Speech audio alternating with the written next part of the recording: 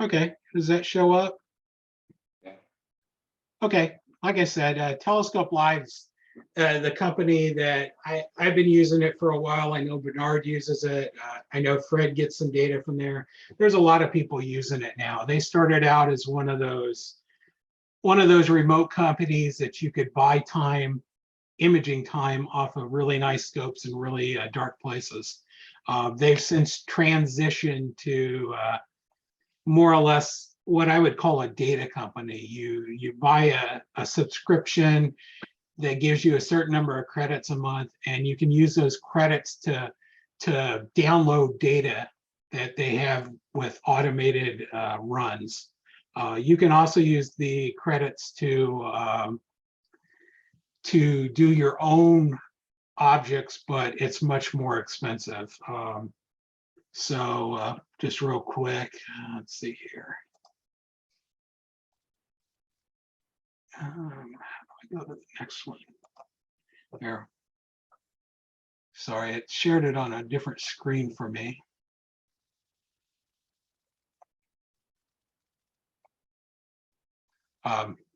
Their data is really good. There's so many APOD pictures now that are, and pictures in magazines that are coming out of the data. It's kind of one of the downsides of it is there's so many people using it that you're seeing a lot of the same data for different pictures. But like I said, it's amazing data taken with really, really nice setups under pristine skies.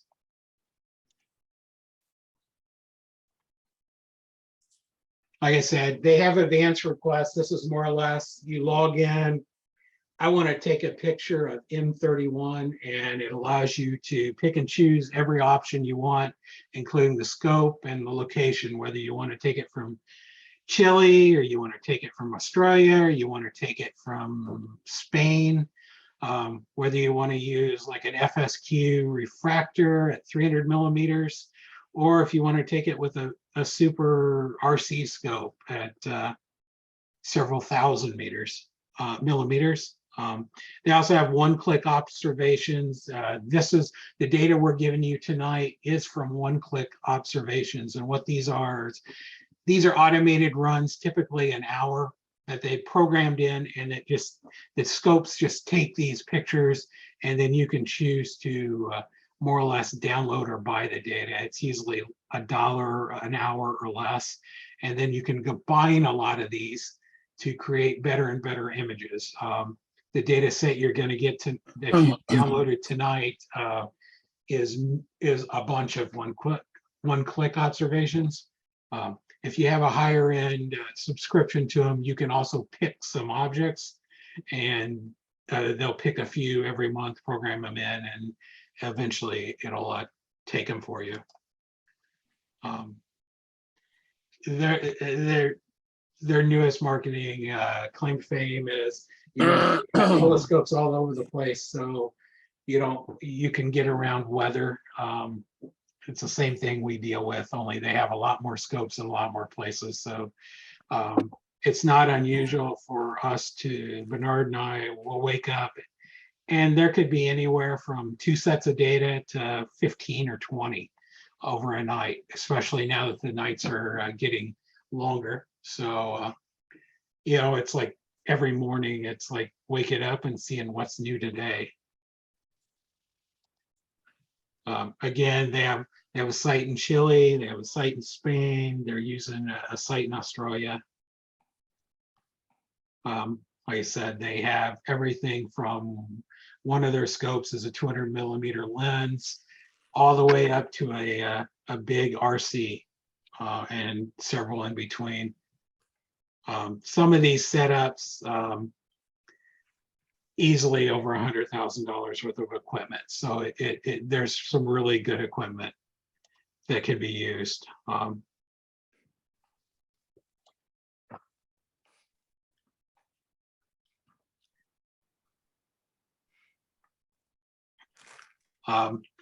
As part of this tonight, I'll post this information. I think I included it in the email invite. They give some discounts if you sign up using the codes that I emailed out.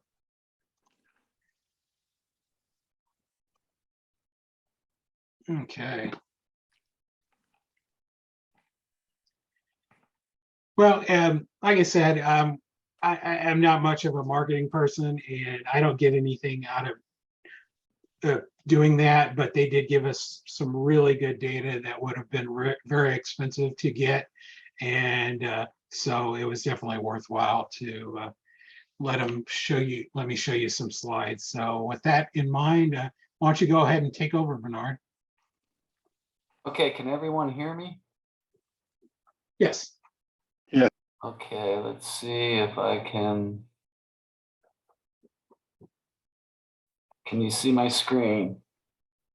Yes. Okay. So thanks a lot, Dan. It might be a little low energy tonight, guys. I'm fighting COVID, so felt better. Felt worse, but I felt better. So yeah, just to reiterate, Telescope.Live, I do use it. If you ever want, the best thing is it's like $50 a month, and you get access to Southern Hemisphere data on Australia and Chile. And it's just data I'm never going to get with my setup, so it's worth it to me for that. But it's usually good data, and I've been pretty happy with it. So you might want to look into it, see if you like it.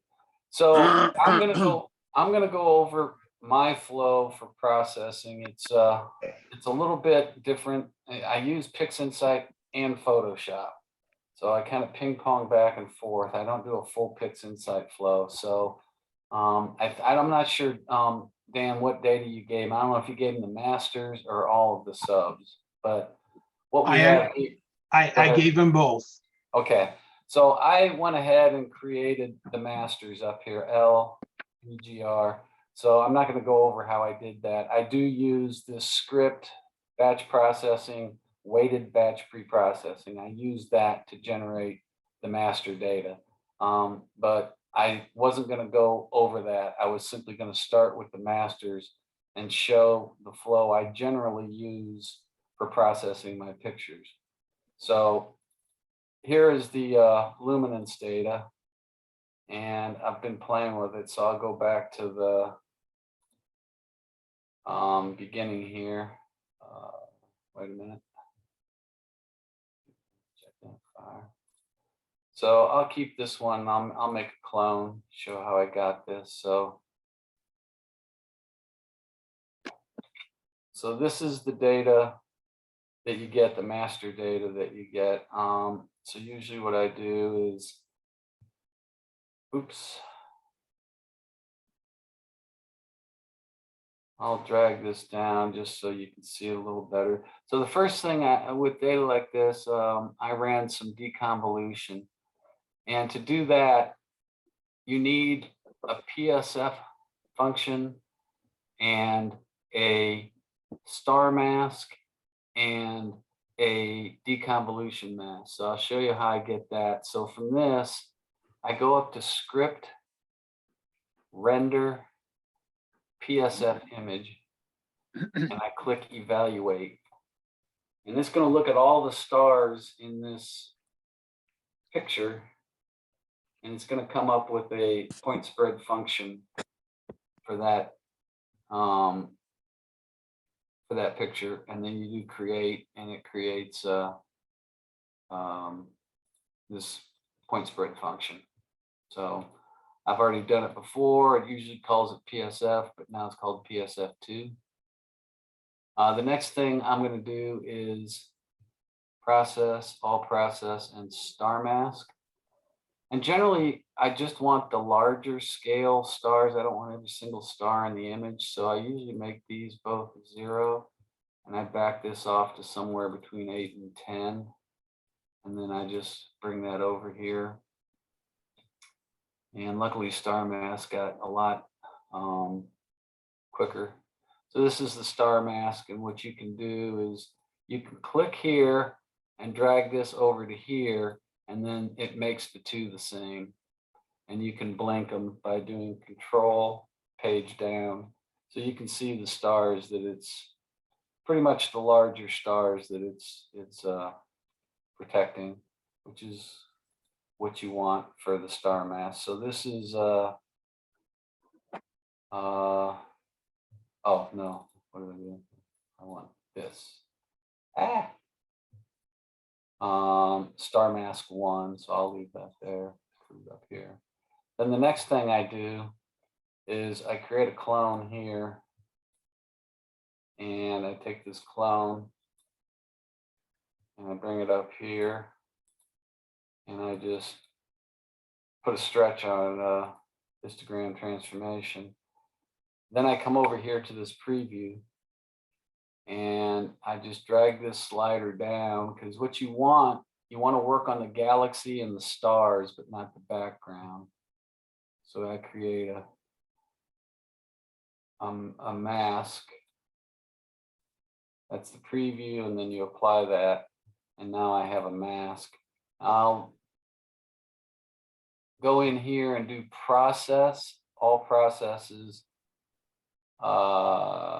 convolution, which is the opposite of deconvolution. And when I do again, the real-time preview, you click on this square within a square icon, and that's kind of how you can do a zoom. And then you can zoom in, and you can play around. You can drag this slider over just until you get enough. You want to blur the image. It's kind of like it's a mask, so you don't want hard edges. So I just do that to blur it up and then apply that.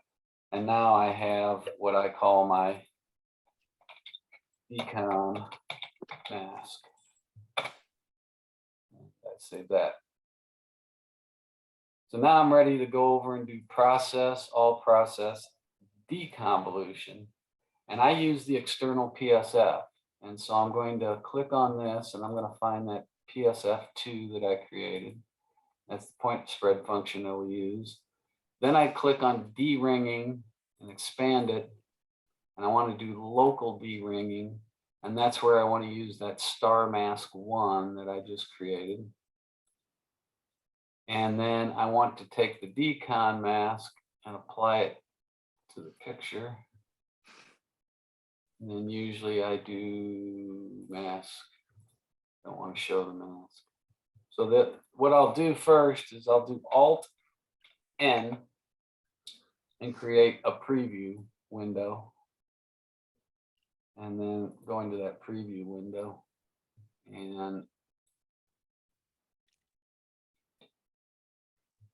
so when I do this, normally I apply this. Okay, that didn't do much. You can click this little icon up here to go back and forth, and that did a little bit. Better than I thought it was going to do. Trying to decide. It doesn't look too bad. I expected to get more D-ringing on this.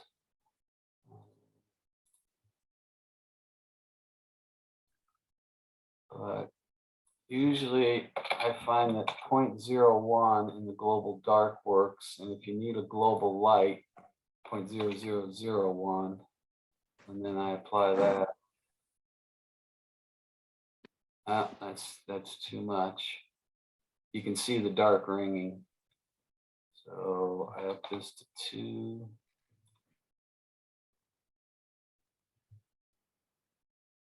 And maybe make it 3.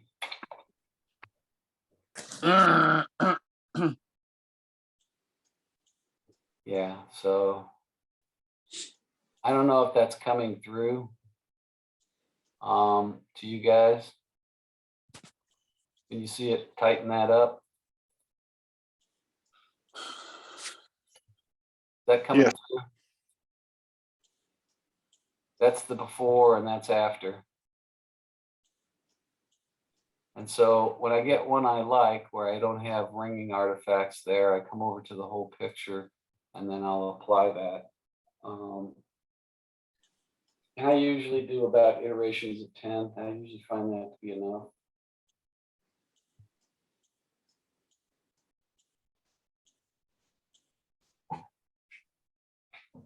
Okay, so Done with decon. And then the next thing I'm doing is I'm going to try and stretch this to the point where I have a halfway decent looking image. So I'll dial down somewhere right around there.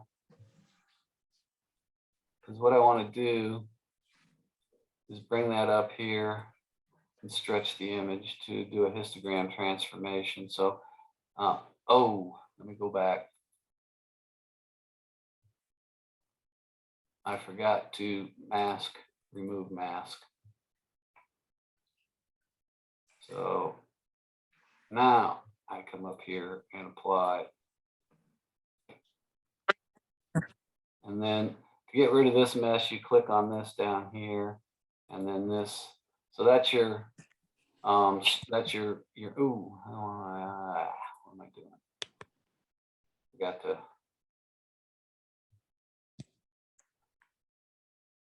bring that down a bit.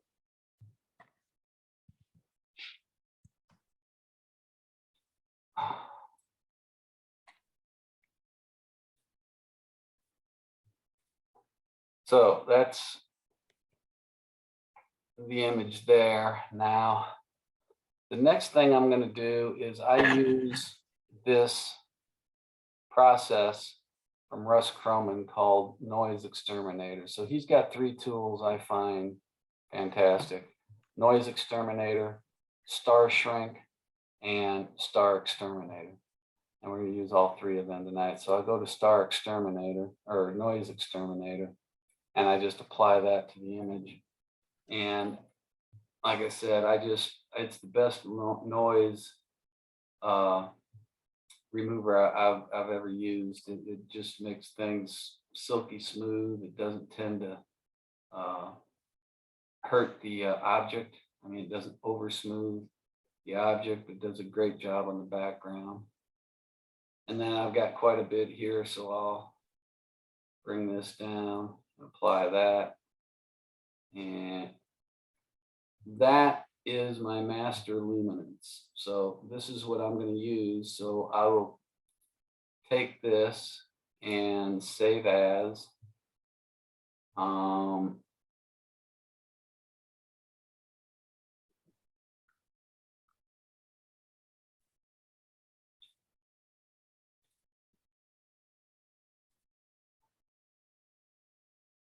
And so there's a master luminance. So I'm just going to call this master luminance 2. Like I said, I kind of went through this once.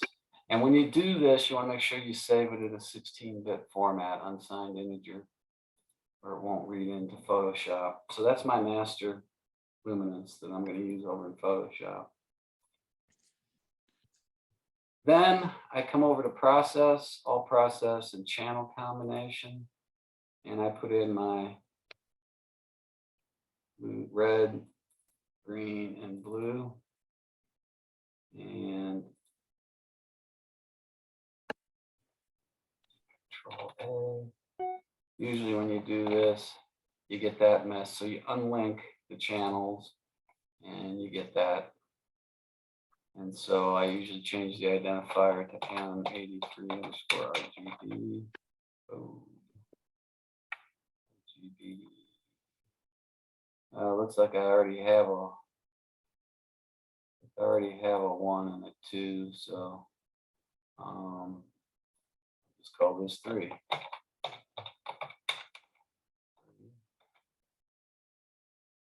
So the first thing I'm going to do with this is this DBE, dynamic background extraction. And usually what I do is I come to the generation and I like large samples of about 50.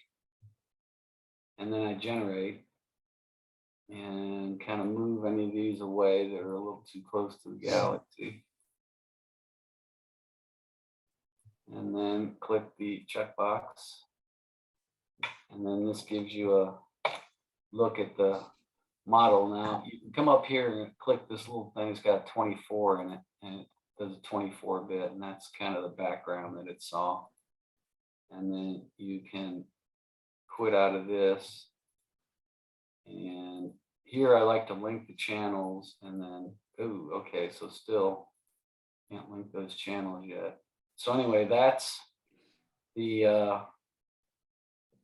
DBE. It smoothed out the background, as you can see here. And so the next thing I'm going to do is go to process, all process, photometric color calibration.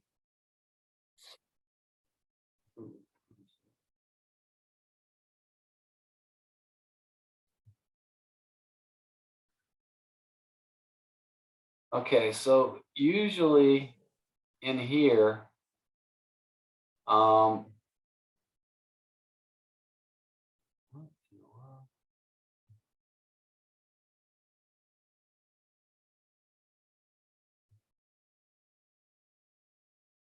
man, I updated and they changed this thing on me. Let me see what in the world they did. Yeah, that changed today. Oh, brother. I guess they're not doing the APAS anymore. Oh, wait a minute, catalog APAS. Usually I have the APAS DR10, I believe. Now, for the average spiral galaxy, that's what it defaults to, but I went online and found out that M83 is a type.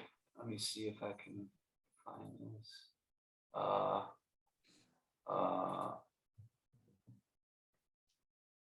Where is it? I hate it when that happens. Are you guys still on there? Can you see me? Yeah, your screen's not shared anymore. Yeah, so I went on to Wikipedia and found out that this is a type SAB parentheses S parentheses C. So I come down here and change this to type SA Galaxy since it was SAB. They don't really have the sub one, so I do SA Galaxy. I changed this to APAS. Hopefully this is going to work. And then, I think you have to share your screen again. oh, okay. Oh, here we go.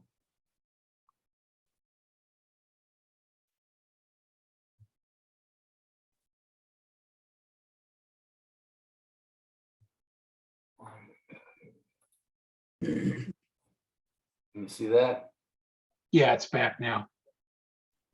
So again, I made this the SA Galaxy rather than the average spiral galaxy, since this is a type SA Galaxy. Usually I'll come in here and do Alt N and create a little preview. And then region of interest for the background, I do from preview. And this is RGB3 preview and click OK. And then let's see what happens when I do this. I can't believe oh, Jesus. Oh, no astrometric solution. So I have to go to script. Image analysis, image solver. That's what I get for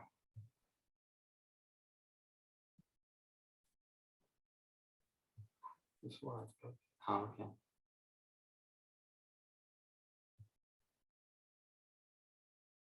Oh, jeez, you gotta be kidding me. That solved it.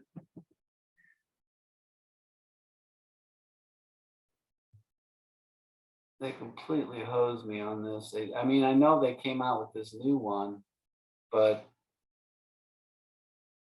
I didn't realize that they were going to own me on that.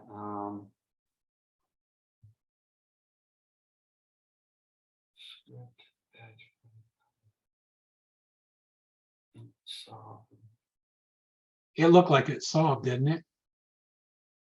Well, yeah, but okay. Yeah, it did look like it solved it. Okay, so I'll cancel that and then see if this works.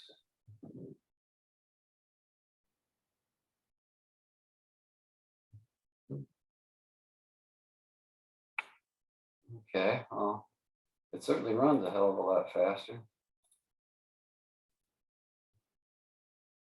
So there's my color corrected.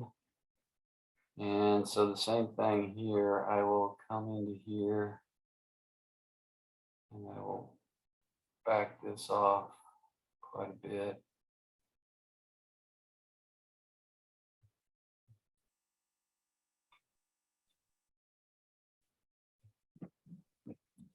And then I will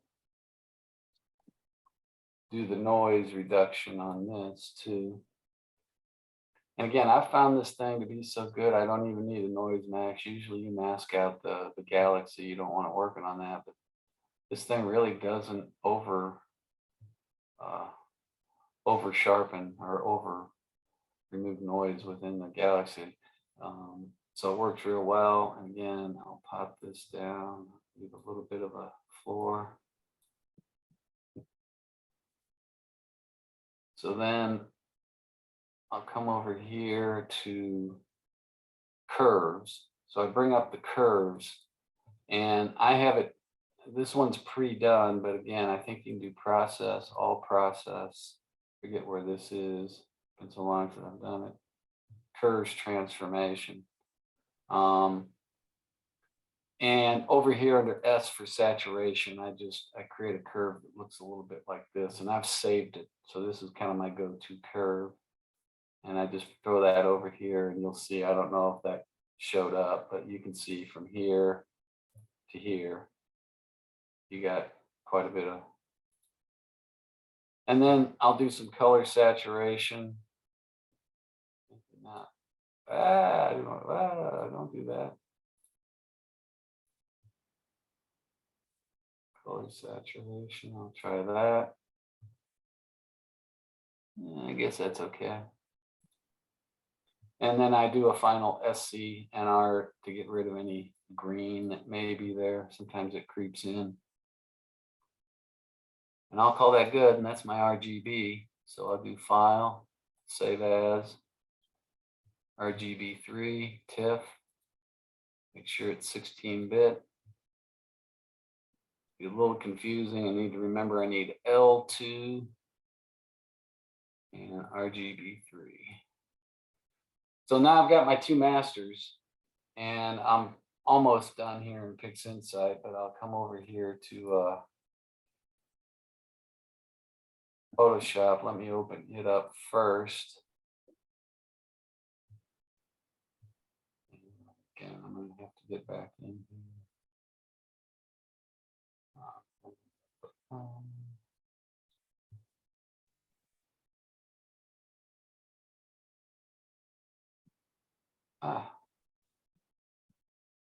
Okay, so can you guys see this? We're still looking at your PixInsight screen. Yeah, I'm trying to figure out how to get back to I think you've got to stop share and then share again and pick the other one. yeah, okay.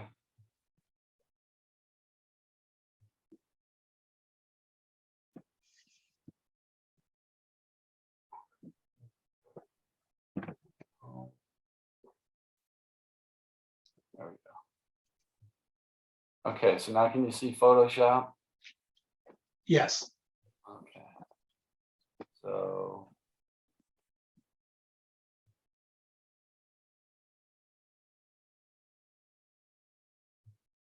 oh, this is confusing.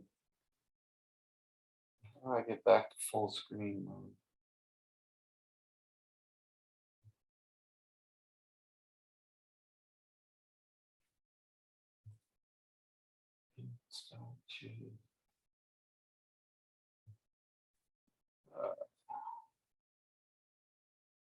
I don't know how to get this thing back to full screen mode. I think you need to click guess if you move your mouse straight up those two windows above that blue thing. I think if you click that, it'll do it.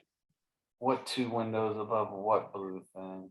Over on the, yeah, right up above that little blue circle there. Uh-huh. I think if you click those two squares right above it, I think that's. Oh, that didn't work. That just No, that didn't do it either. no. Yeah, on our end, it's got a scroll bar, so you scroll it down. Yeah, I don't know what happened to it. It's like it.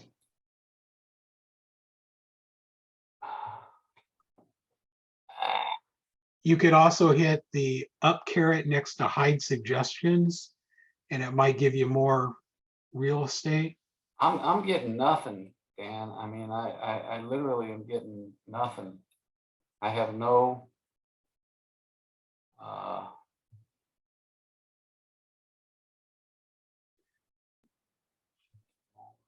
Usually when I see strange things like this, you might stop sharing and then get it to where you want it to be and then try to share it again. Yeah. Hey, Bernard, this is Lonnie. Try to Okay, So here we go. Full screen, I muted. share screen, click the Photoshop and share. Did that work? Are you guys seeing my Photoshop? Yeah, we're still seeing the same screen you had before with the home and the suggestions and recent images. Okay, well, file, open. Let's go to.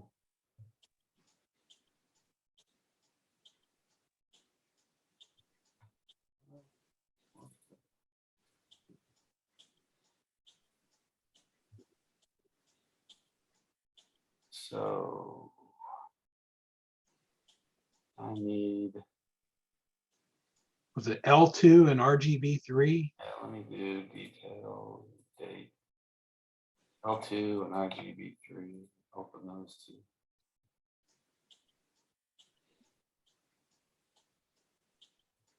So again, I do Control L and I got enough to work with there. I look at this, do Control L. I don't do much with the color. I just make sure that it's looking okay. But this galaxy is a little too bright. When I try and put color into that, it's going to look all washed out. So I'll use the lasso and I'll lasso the whole galaxy. And then I'll do a shift like 300. Need a lot. So shift, I do shift F6 to get this, and it's a feather. So 500, shift F6, maybe 510. Yeah. So I really want to feather that. Because what I'm going to do is do Control M. And well, first of all, let me zoom in just a little bit. Control M.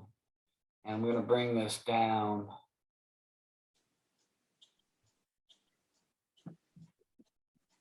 Click OK, and then another Control M. Basically, you want what I shoot for is a grayscale image that looks kind of nice all on its own. It's not too washed out. You can see the detail. So something like this is, if this thing's too bright like it was here, you're never going to get any color into that. You got to get it to where it's like, okay, this is a nice, I mean, I could post this picture as a black and white. It looks pretty decent.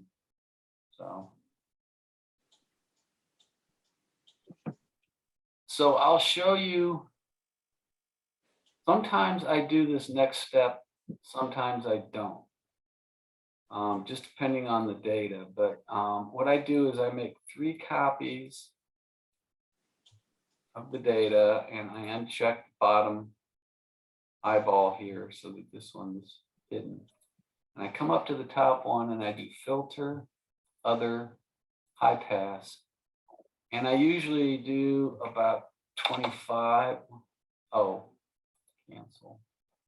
Control D. I didn't deselect the mask that I had on. So I do filter, other, high pass.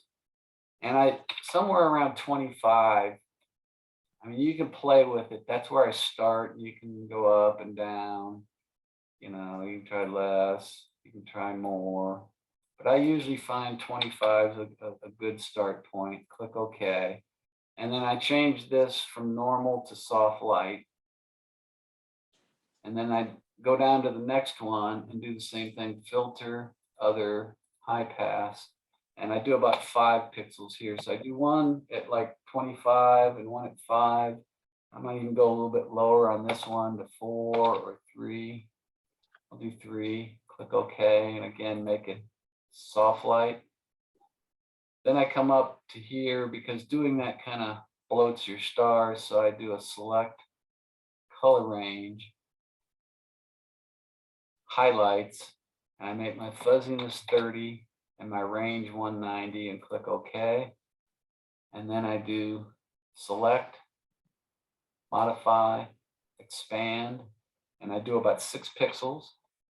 And then I do shift F6 or select, modify, feather, and I do about half of that. So if I did 6, I'll feather 3.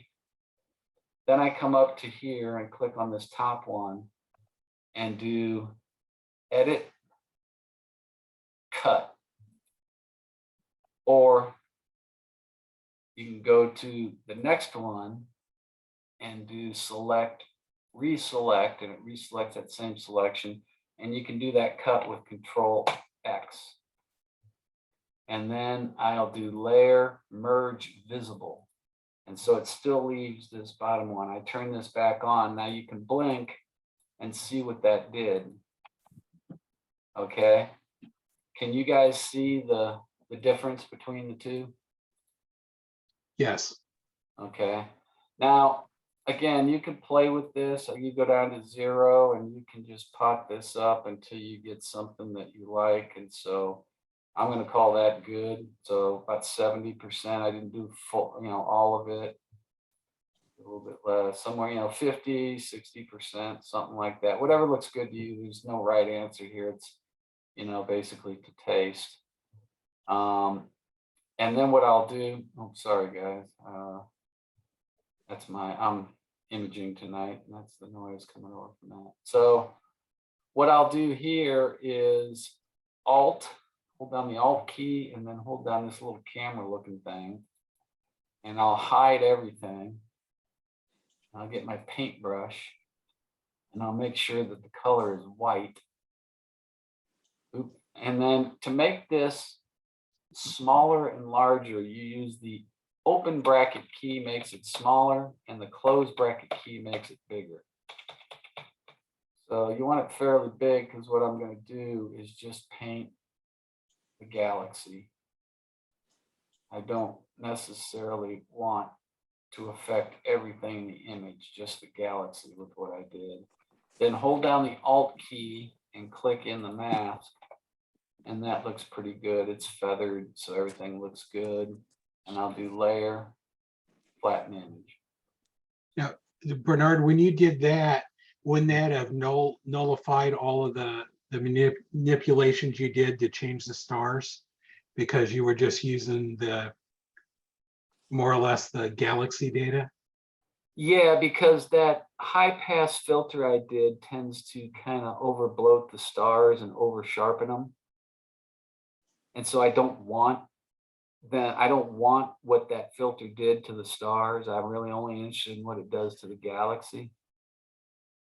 I guess what I was saying is that I guess it fixed the stars inside the galaxy, but by doing that layer mask, you weren't going to use those outside stars anyway. No, so I did the cut, okay, average, and then I add layer mask, brush tool, and I flatten the image, okay? So. Oh, I thought you were still painting on top of, you were doing the layer mask on top of the original image before you did the. I did, this is where I merged the visible, then I did the Okay, opacity I change. missed that, sorry. And then I did everything on the whole image. Then I added a layer mask. Okay. And then I used the brush tool to just bring back the galaxy and leave everything else alone.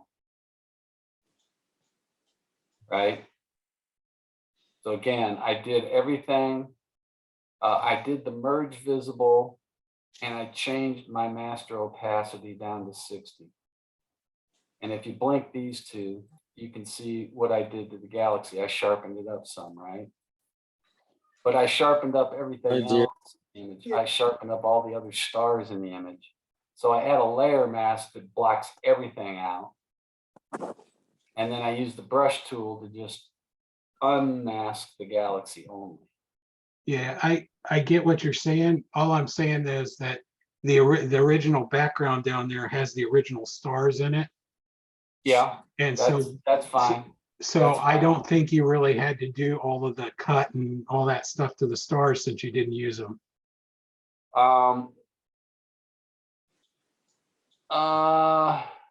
Yeah, probably. But yeah, I mean, The only ones that I guess what I should say is the only ones yeah, that you're using are actually the ones inside the galaxy that are yeah. inside that I mask. mean, it did So it work did on the help ones there, inside definitely. the galaxy. I mean, if I wanted to be completely anal, I could come back over here and click on the black and undo every, go through and click all the stars, but I don't want to do that. Yeah, your method worked well, especially with this galaxy with all those defined stars inside of it. And so that's pretty much, I'll do a Control L and maybe bring this up, down, right about there. I want to leave a little bit of a floor, but not that. Click OK, and this will be my L. I'll come over to the color, and this looks pretty okay. If I do Control L, yeah, it's got a little bit of a floor. I think this looks okay. So now I'll do Control A and Control C and put that on top and change this to luminosity. And you can see that you get a pretty good look. Now, one thing I do try to look at this point is I blink this layer. Look at the stars. Okay. Sometimes the stars in the luminance and the stars in the RGB are different sizes. And I'm not, well, maybe a little bit. And so what I'll do is I'll do filter. I'll go down to this RC Astro. This is another one of those Russell Croman plugins called Star Shrink. Yes? Spend a little bit more than I planned. Did someone ask me a question or just does not know they're on mute? Okay. So I'll bring this down to like 2 or 3 because I want to work on the stars there and shrink them just a little bit so that when I blink these, the stars don't really change size. So if I blink this and you see the stars get fatter and smaller, then that tells you that the star sizes are slightly different. So I use that star shrink with a fairly low strength to just get the stars in the luminance and the RGB to match. This one wasn't too bad. Other times I've had a different experience. So another thing I'll do is, I don't know if this needs it, but I'll create another RGB layer here. And I'll do image, adjustments, match color. And the source is going to be RGB3. And I make my color intensity about 125 and my luminance about 110. I find those numbers generally work. You can always play with them and go up and down and click OK. And if I blink these, you can, I don't know if that's coming through, but that increases the saturation just a bit. And the reason I do this is rather than just doing saturation, is this method tends not to introduce color noise. And when you just go to image adjustments and hue and saturation and crank up the saturation, that tool can tend to add noise. So this is something I use, a method that I use. Again, I don't know if the stars are a little bit, I think they were all right. So again, I may do Alt mask, make sure I'm on white, and then I'll just do that color boost to just the galaxy.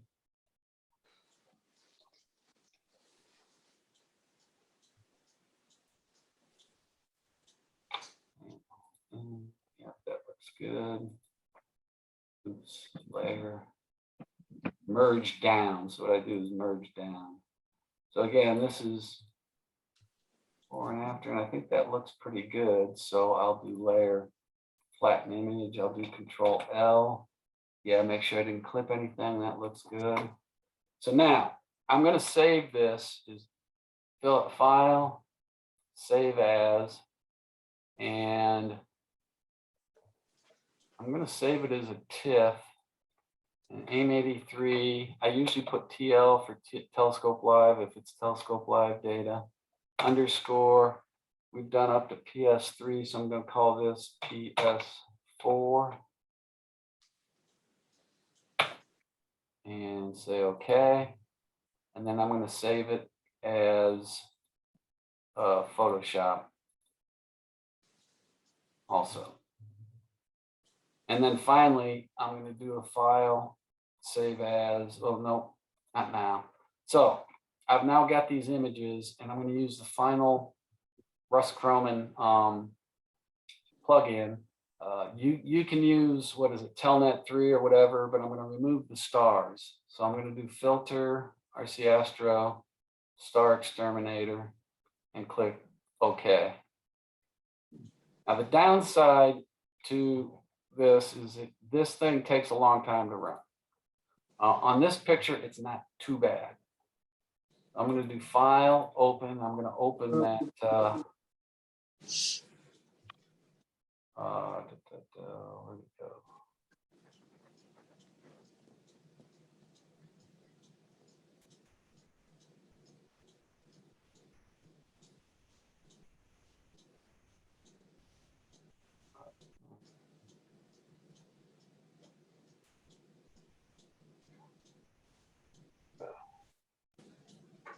Oh, PS4. I'm going to open this up, and I'm going to, that same plugin in Photoshop, he's got a plugin. So when you buy the one plugin, you get one for PixInsight and one for Photoshop. The reason I come back over to PixInsight is when I go to process, processes. Yeah, we're still looking at your, Oh crap, that's right. sorry. Damn it. Yeah, no, I stop sharing, share screen. I got to go back to here and share. So I can you see that now? Yes. So I read in that PS4 TIFF file that I saved, okay? And then I'm going to do process, all processes, Star Exterminator. Now, over here, there's generate star image and unscreened stars. This is going to remove the stars, but you're going to get two pictures, the starless image and then the stars. So it creates two images, one that's just the galaxy and one that's just the stars. And this unscreened stars, the star image it creates works really well when you take it back to Photoshop and blend it in screen mode. And I'll show you that later. So I apply this to this and let it run. Yeah, it's going to take a little while. So if I come back, okay, good. So stop share. Share screen. Photoshop. So back in Photoshop, this is what you get after the stars are removed. Now, the reason I got Russ Croman's is because you'll see in Photoshop, it gives you that star image that's really good. I don't know about Telnet. Telnet 3, I don't know if that's 3, but basically you have to remove stars. I use Star Exterminator from Russ Croman, but there's no reason, anything that removes the stars. So what I do next here is I create, oops, create a duplicate here. And then I come over filter, camera raw filter.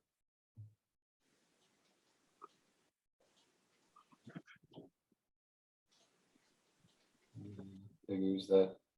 There we go. Zoom in a little. So to zoom in and out, you see this thing here. If you click and hold and drag to the right, it zooms in. If you drag to the left, it zooms out. So that works.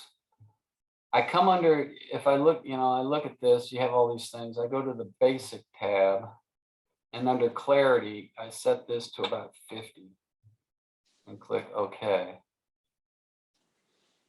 And you can see what that did. Now that might be a little too much, so I'm going to back that off to about 50. Yeah, somewhere right about there, give or take. And again, I like to Alt and then just work on just the galaxy. I don't want to mess up the background. I want to keep that pretty much the same.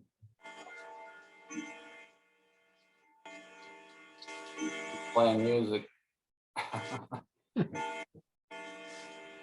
And then I'll do layer flatten that image. And then the next thing I'll do is create another image. And I will do image, adjustments, desaturate, and then filter, other, high pass. And again, that's 3, 4, yeah, about 3 or 4, somewhere in there. Then I'll do filter, noise, reduce noise, and click OK.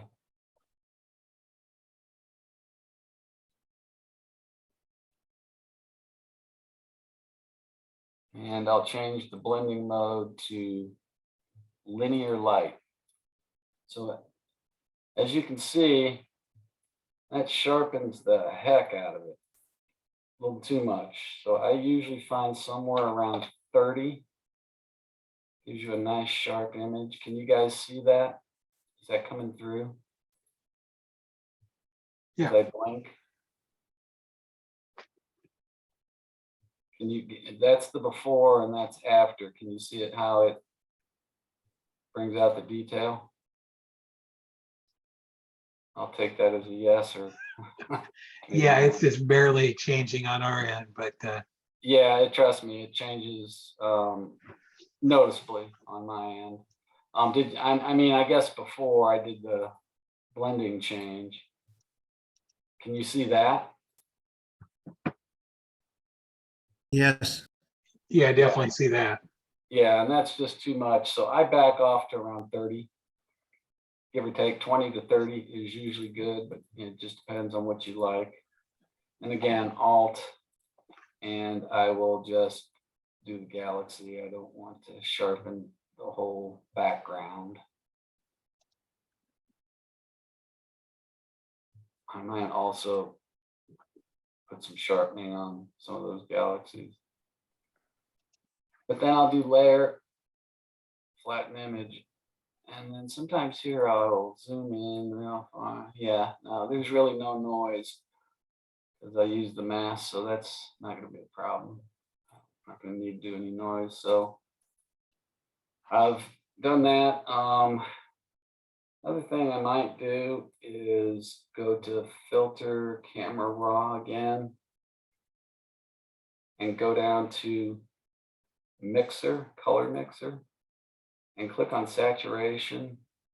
And when I zoom in here, if I click on this little thing here, now when I put the cursor like right here, if I click and hold and drag, it's going to increase the saturation of that color.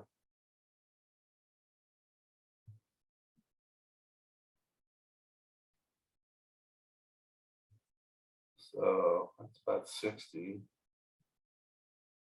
The other thing you can do is do Alt reset. Those look to be oranges. So what happens if I do oranges about 30? That brightens it a little bit. And then luminance, I do about the same amount, 30. And then blues, I like blues, so I'm going to do blues about 30. But then saturation, about 30.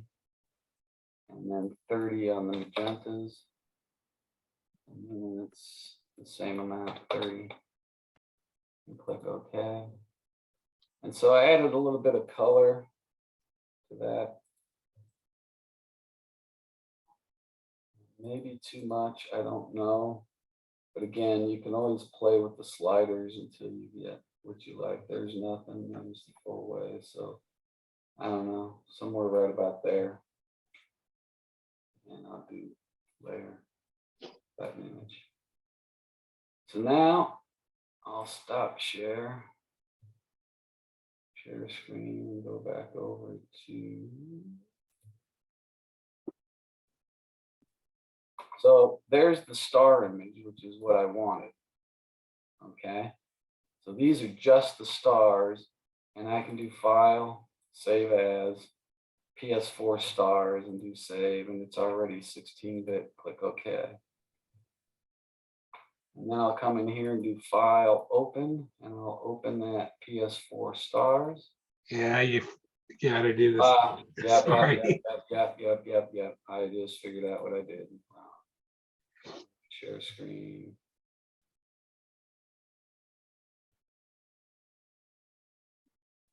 So I came back into Photoshop and I opened up that star image that I just saved.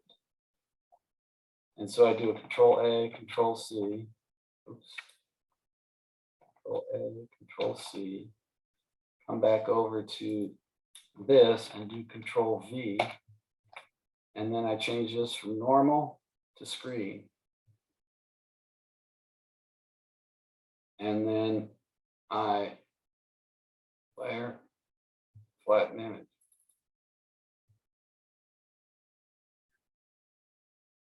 Now, one last thing I do is, I forgot to do it back up here. After I do the Star Exterminator, I want to change this to, I want to save as PS4. Oh no, I want to do this one. I want to get this image here. I want to do file, save as, PS4. I'm going to call it B4. Star X. Okay. Just save it, do this to file, save as PS4. So now I'm going to open up that before. Because the reason I want to do that is I want to do Control A, Control C, and I want to do Control V. And what I want to do is blink, because sometimes what that star will do is it will remove some of the smaller galaxies. This isn't too bad. I'm not really seeing it too much.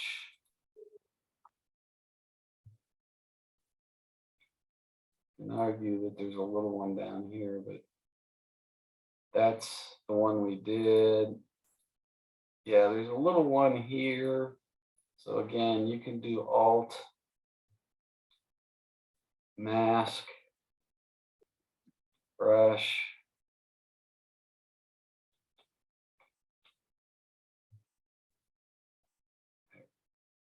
There. Oops.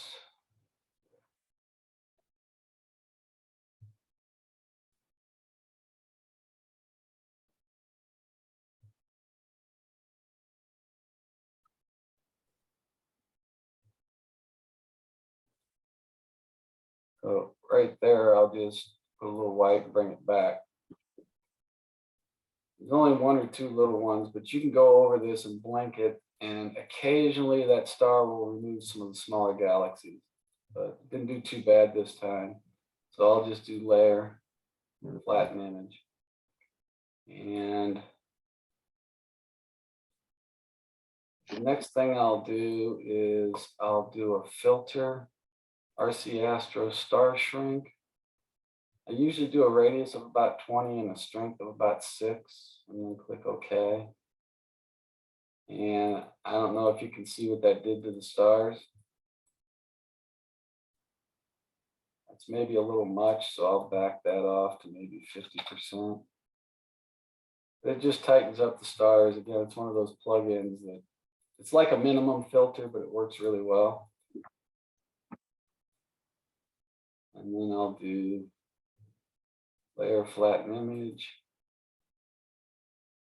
And now some of these bigger stars, I might do a filter liquefy. Select the pucker tool and just hit that one. Maybe hit that one. Hit that one. And click OK. So that is, I think, at least a halfway decent version of M83. So that's about what I would do. So that's my flow. Are there any questions?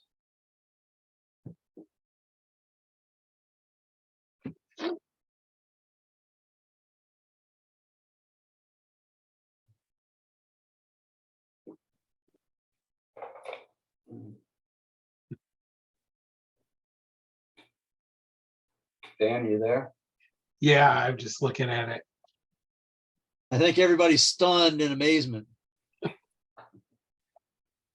I just wanted to say that at some point in the sharpening process, it took on a, like, this three-dimensional quality that I really like. I don't know about everybody else, but it looks like it's jumping out of my screen, and I think that's just amazing to see. Yeah, I mean that sharpening thing I found works wonders. Sharpens it, and then you can use the slider to dial in just as much sharpening as you want. Again, I will zoom in here. I'm not really seeing any noise. I mean, I don't know if you can see that, but that just looks like velvet to me. Ooh, look at that galaxy on the right. Holy Oops, cow. sorry about that. Where was I? No, back down again, down, down, down, down to your left. Yeah, there you go. Yeah, right there, right there. Yeah. The galaxy's right there. Damn. Yeah, if you go in this, you're gonna see they're all over the place in this thing. There's one here, there's one here. Yeah. Well, let me see. I wonder if this will Holy work. crap. Down in the bottom right corner, looks like there's a nice little elliptical way, way back in time. Let me try something here. Man. Over in Pix Insight, let me look at RGB3. This is only the RGB, but if oh, wait a minute. I gotta stop this, and I have to share Pix Insight. I want to go back over to Pix Insight. So get rid of this thing.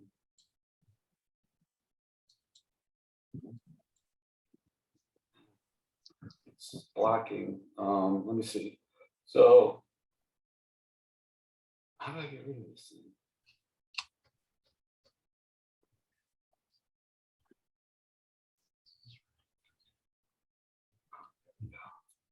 So if I go to script, render, annotate image,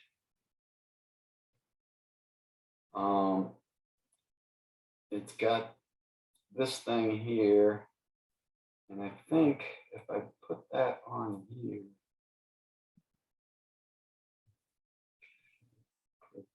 okay.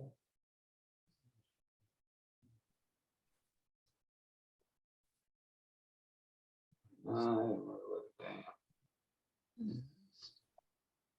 So this is history explorer. That's there. I think usually what you have to do is do a script, image analysis, image solver. Okay.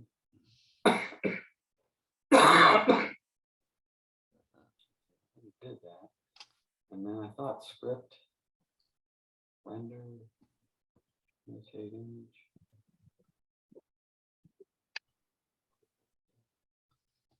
Why is it doing that? Click on annotate image Annotate. Where? back in that render script.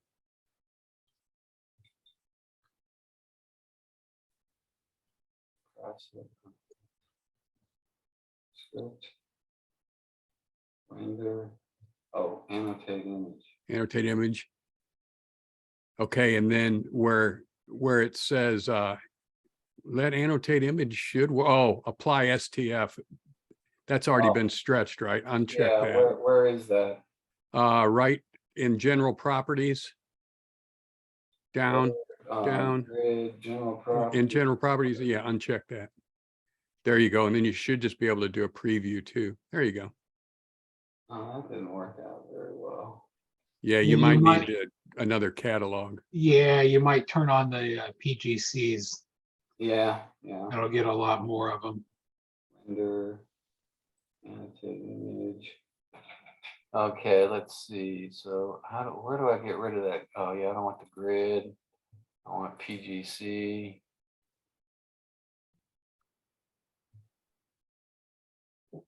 That PGC will probably take care of most of them. Yeah. It'll load it up. Yeah, I would got have those expected two. a lot more. It doesn't seem to be getting a lot of them. I'm not sure why. I know. The data's too deep. Yeah. But anyway, that's, you can do that as long as you plate solve this thing. You can do that annotate image. So the guys at JWST are going to be giving you a phone call, huh? Yeah, constellation lines. I don't know if I need those. I don't need names or message. Typo, PGC. I don't know if I need all these stars. Excuse me.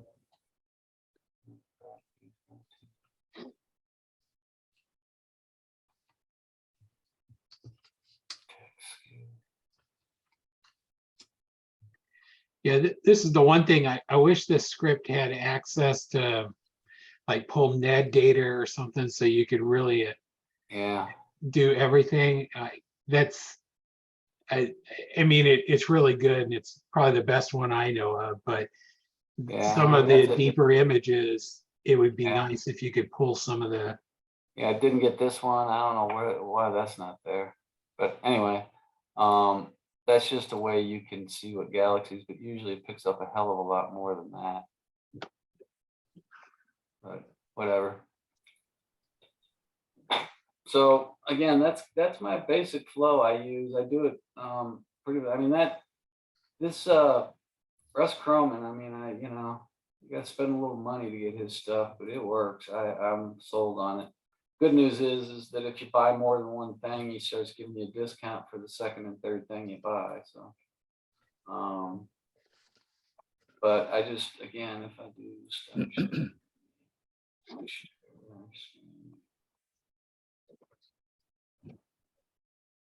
anybody have any questions?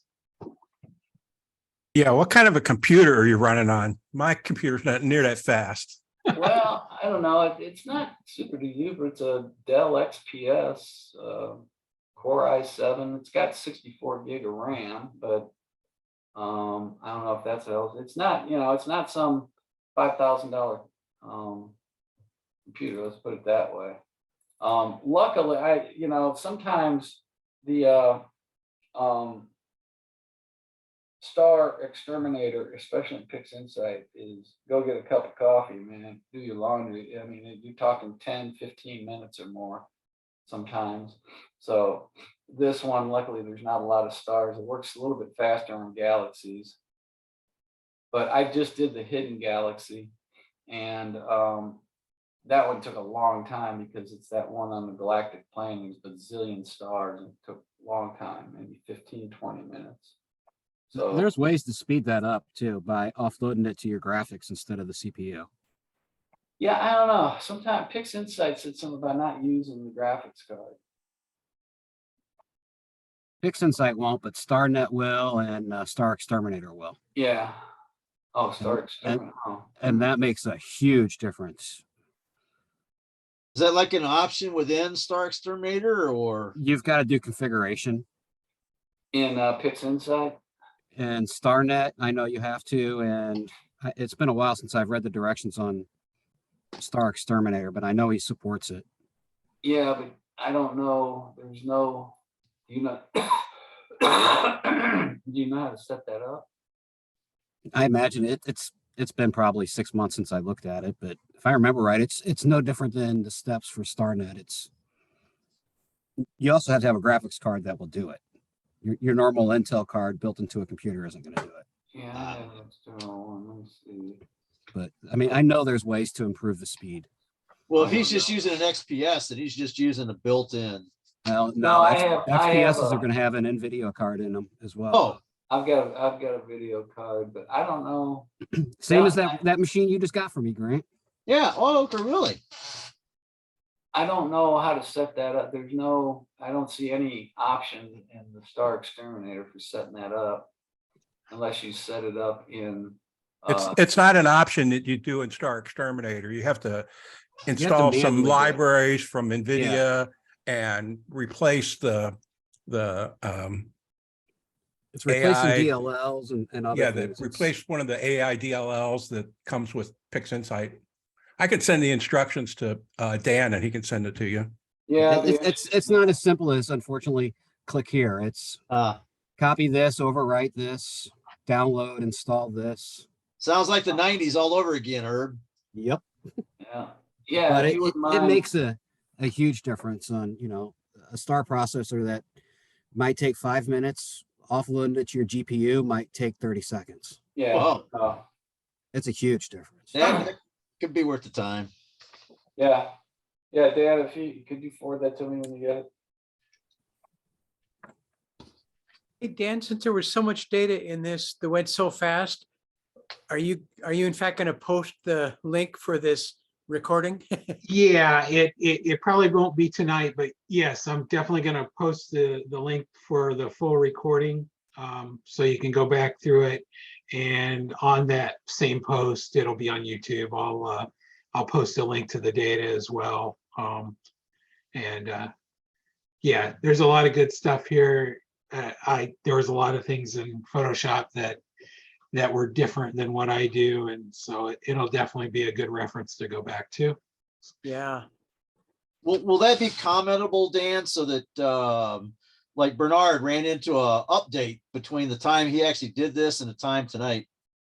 So I guess if there'd be a way to put comments in there, like this requires this version of this and that version of the other thing.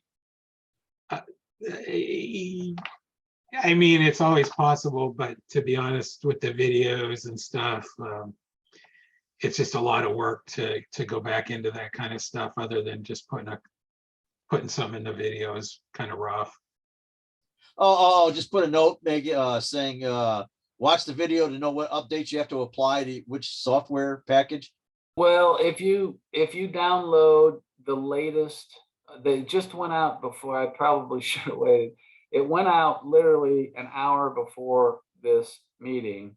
I got an email from Pix Insight that they have this new there's photometric color calibration, but they have a new one called spectrophotometric color calibration, SPCC. And so I did an update, and I now see SPCC in the tools menu, but it also changed PCC that I've been using since forever.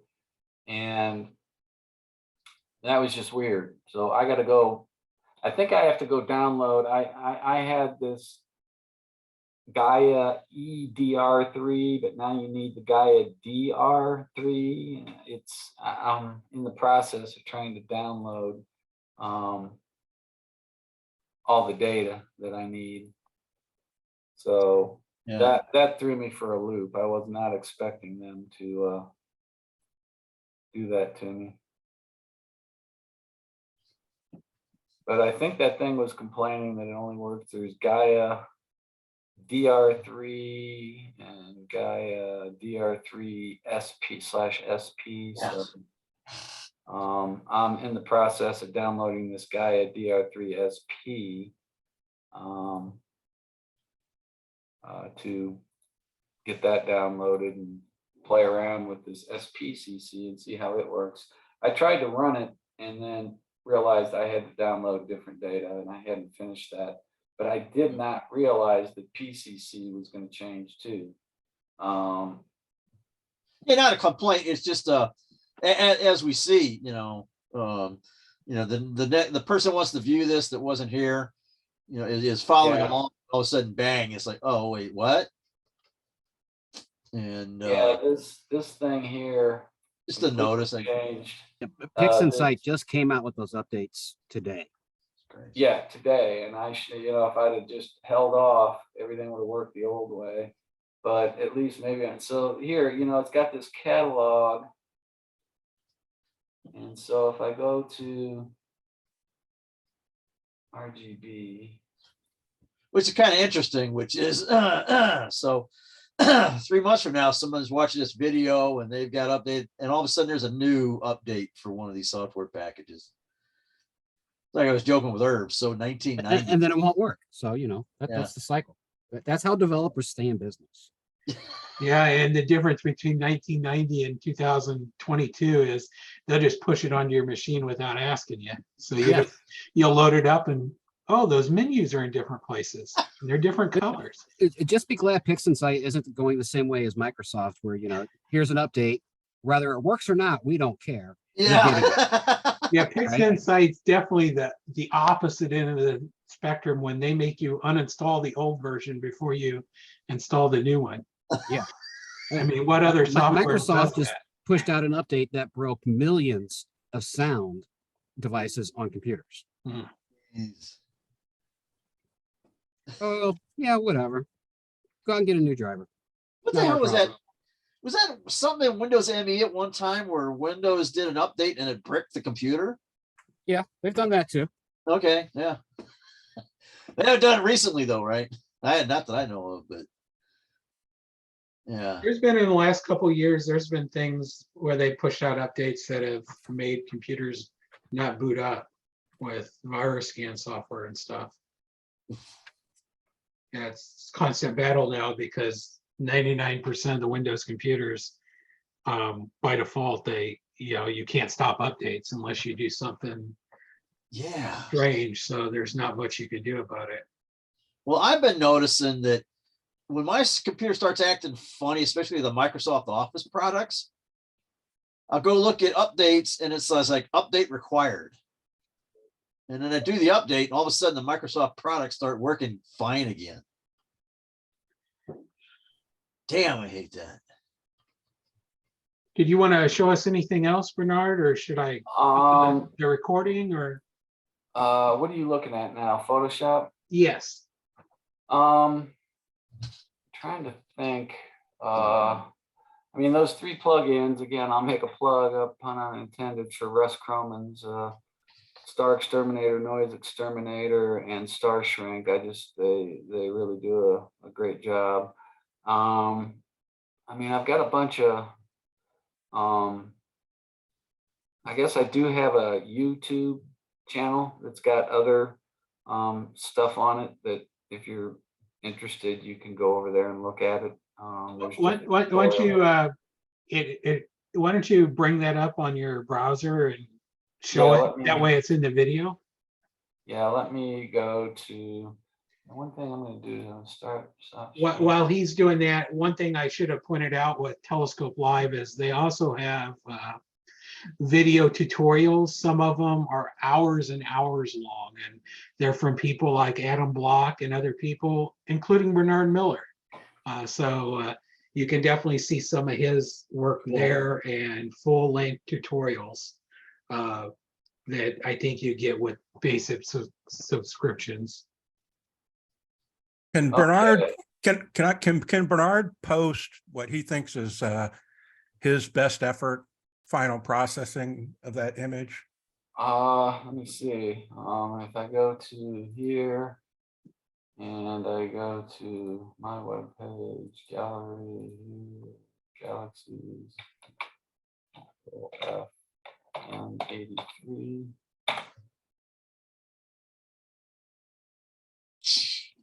One turned out, I kind of like that one. I think I had some HA data, which is why the HA data. And so this one had, yeah, this is HA data. Actually, I'm not sure that one, if it's taken with the No, this is information. not Telescope.Live data. Let me see if I can.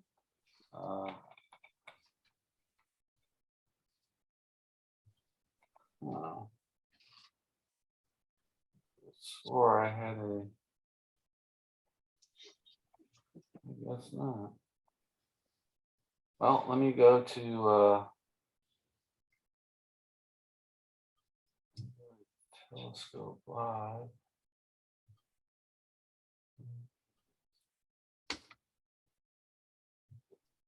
Oh. Telescope.Live. Go to gallery. Stuff. This is all the stuff I've posted on Telescope.Live. I could have swore I had a M83 in here. I don't like the way they make you. Wish they'd just put everything all at once, but they don't.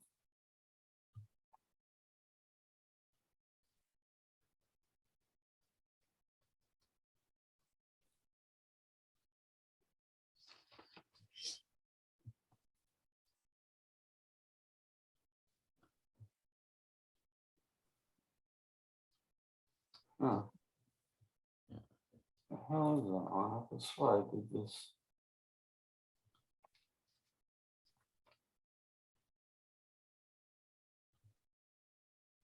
There we go. That's the one I did with the, that's what this data you guys have. So it's kind of similar to the other one. So that's on Telescope.Live. I'm surprised. I guess I didn't post this on my website. I just posted the one I did. A while back, I did a data subscription from Martin Pugh. It's got telescopes all over the world too. Great data, but it was a little more than I could afford. I did it for a while, but once I retired, I had to cut back expenses. So $50 a month was a lot better than $200 or $300 a month.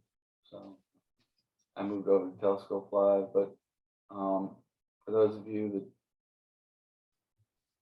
you know, are financially flush, Martin Pugh does some really good stuff. He's got some really good systems with adaptive optics on them. So I did that for a while, but this is, I think this, I'm pretty sure this comes from the data that Dan sent you. So all of you have access to the data that this was done from. Thank you. Mm-hmm. Yes. And let me see if I can go to my YouTube. Probably the full time.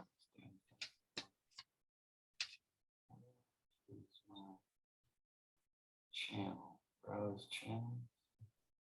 My channel. YouTube's a pain in the rump. I can never remember how to get to my stuff. Your channel. Wrong.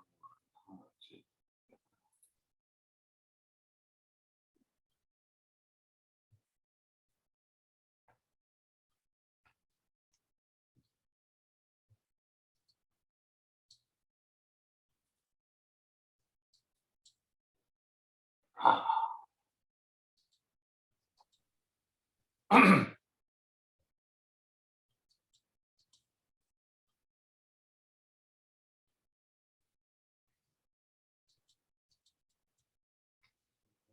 now, this.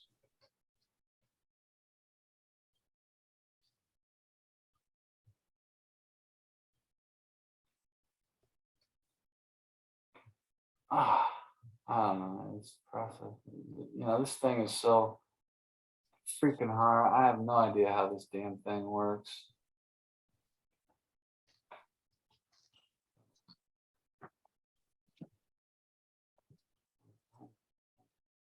Here. There's this coming in. But now I have no idea how to. Excuse me. Jeez. With you Seriously. logged into that account, you might try to just go to YouTube now and see if it gives you the correct person.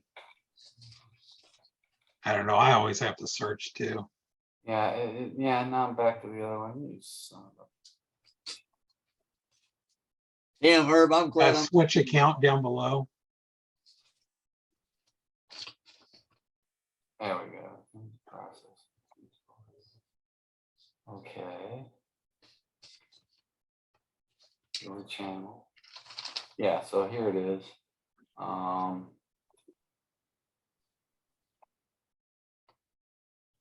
me do this. Control C.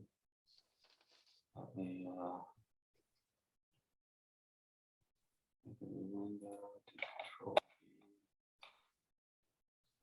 Yeah, so here you can click on the different things. So Dan,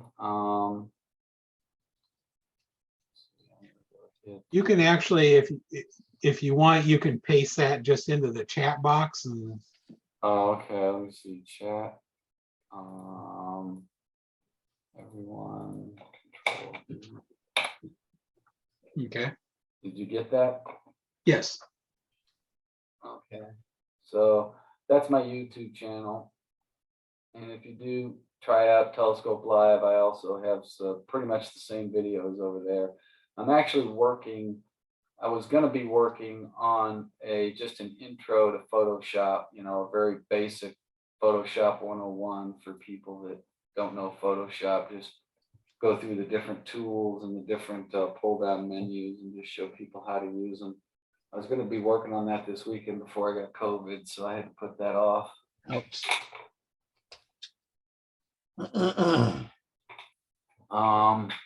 So yeah, that's my YouTube channel. You can I do an entire narrowband image processing. I do an entire complete processing flow for M51.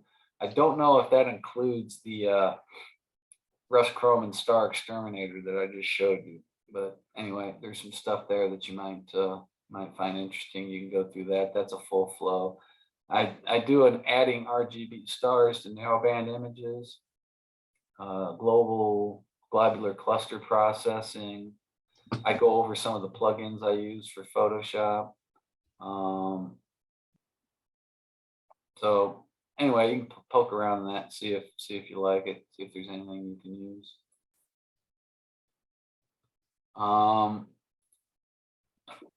That's about all I can think of. Any other questions about stuff? I mean, like I said, Dan said he was going to record it. I went a little bit fast, but figured that you could go rewatch it and stop it and see what I'm clicking on. I tried to tell you what I was doing, like Control or Alt this and Alt that, so you can use those keys. And I also did the pull down menu, so you can kind of walk through what I did in slow motion when you do the playback.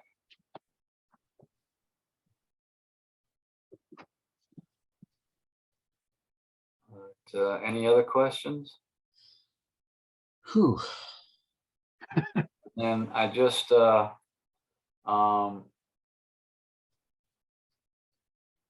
that's not what I want. So I just got some new data, and I just finished this one from my telescope, not Telescope.Live. So this is NGC 7331. that I just finished a couple days ago. And then yesterday I got a new hidden galaxy, IC342.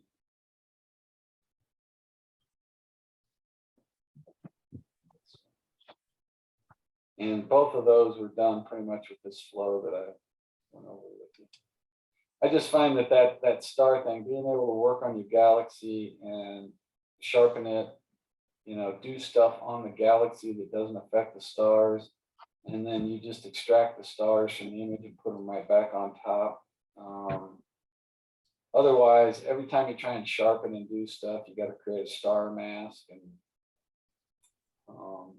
it's a bit of a pain. I just find it a lot easier. Just extract the stars, put them on there, do a screen blend mode, and boom, you got them all back. So, one other thing I sometimes do, this is a technique I've done before. I'll make 2 copies, and I'll make this screen mode, and then I'll hold down the Alt key and put a mask on it. And I'll make this one soft light and do an Alt and click on that and put a mask. And then I'll come over here to my brush, and I'll make the opacity, instead of 100%, about 15%, and the flow about 15%. And then what I will do is I have this pen that I use, and I can adjust my thing. And if I come over here and I start drawing on the bright parts of the galaxy, you're going to find that that's that screen mode, and it brightens up some of the brighter areas, so it just brings them out.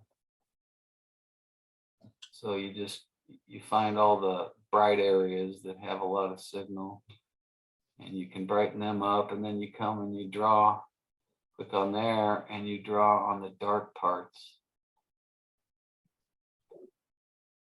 It's kind of a directed I'm doing this real fast. I would take my time a little bit, but you can see that I'm focusing on some of these dark lanes, right? And then if you come over here and blink, you see how you've enhanced that,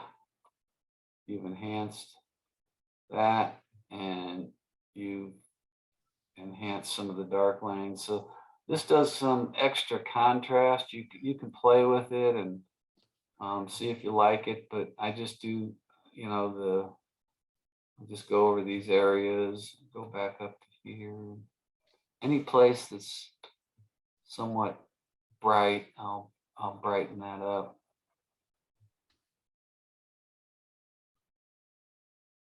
So again, you can get a little creative, and again, really, you can see what that does. It just brings out that, and then it brings out some of the darkers. So it's like a contrast boost, because you make the lights lighter and the darks darker, which is what contrast does.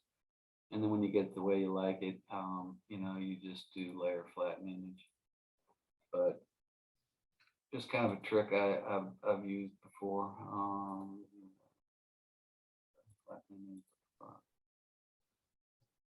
So again, there's what it was, and there's what it is, and you can decide if you like this, but that's another technique you can play with. If you like it.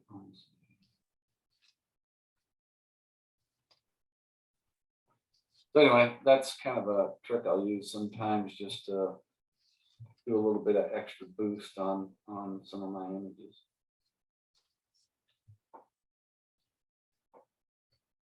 Anything else? Any other questions? Yeah, this is, like I said, this is 12 years of doing this now, almost 13 years. I started doing, I got first light on my system that I have at the time, it was a Tech 140. I had a little refractor down in New Mexico that I ran remotely in 2010. And then about 2015 or 16, I got the CDK 17. But yeah, processing, I would say, is about 50%, maybe even a little bit more of the battle. The more you can learn about processing, the more tools you have, the more things you learn by just going on. I just went on to YouTube. I did take Adam Block's class he had and Warren Keller. Those two for Pix Insight. And Adam Block did a lot of the Photoshop stuff that I do, but those are the two that kind of taught me when I didn't know anything. And the rest I've just learned through osmosis and stuff I see on YouTube and stuff. But yeah, image processing, you know, you can give this data to 10 different people and get 10 different images based upon how you do the processing.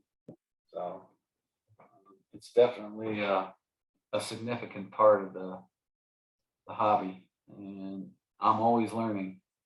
You know, I still sign up for tutorials or go through tutorials just because it's like, oh, okay, I'll see this tutorial on Pix Insight, a thing I don't use that much, and say, okay, I'll go, you know, may find something there that I can use.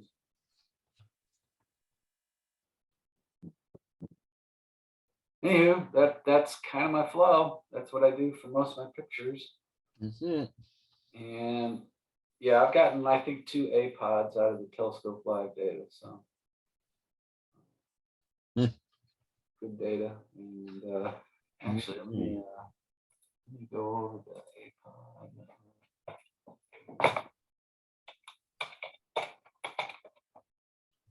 I go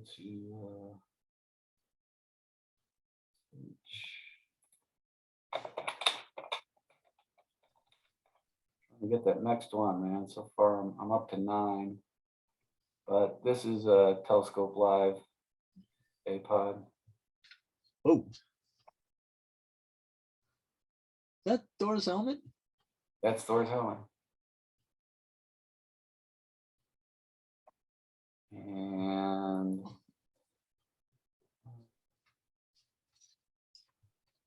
I don't think if I have any more. 16. Can't remember if this was. I don't know if that was theirs or not. That may have been a Telescope.Live. You had a globular up above that could possibly be a 47. Oh, yeah. It's up higher, I think. Yeah, right there. Which one's this? This is, yeah, this is Telescope.Live. That was the other one. But yeah, I've gotten 2 APODs from the Telescope.Live data. This one and Thor's helmet. I'm trying to get that. I'm stuck on 9. I want to get into double digits. I get that double digit going, but so far, not, my last one was back in June, and that was just a Hubble processing. I just took the Hubble data and processed it, and I picked it and put it up there. So.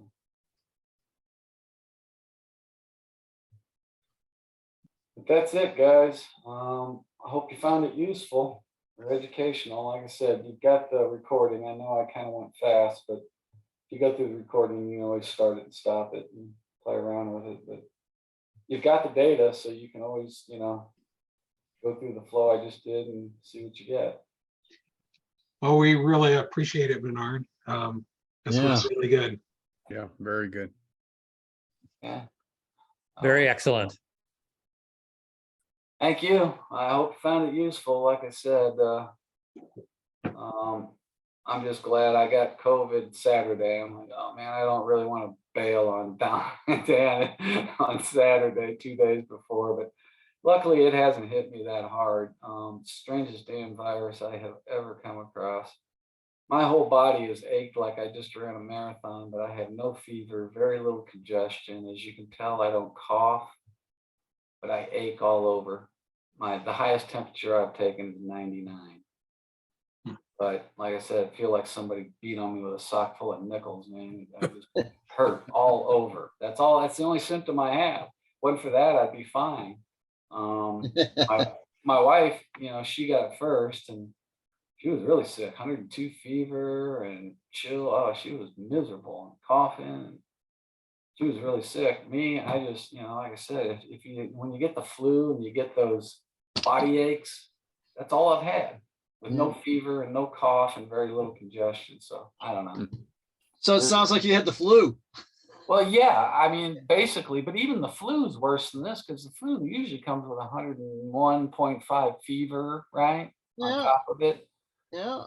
I've never had a flu with a fever of 99. I had a few colds with fevers of 99, but not the flu. You know, Flu that's usually interesting. makes you feel horrible.